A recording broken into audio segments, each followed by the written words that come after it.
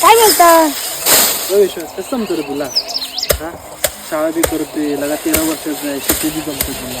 होय, काय नाही करावं लागतंय.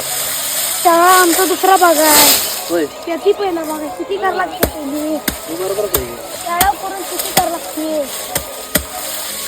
शेती नाही केली खायला कुठलं भेटणार? शेती केलं तर खायला भेटते.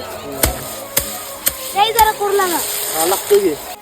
रख रख त्या रानातून थोडं पुढं जाऊ गड्या, पाऊल थकलं नाही गड्या, पाऊल थकलं नाही.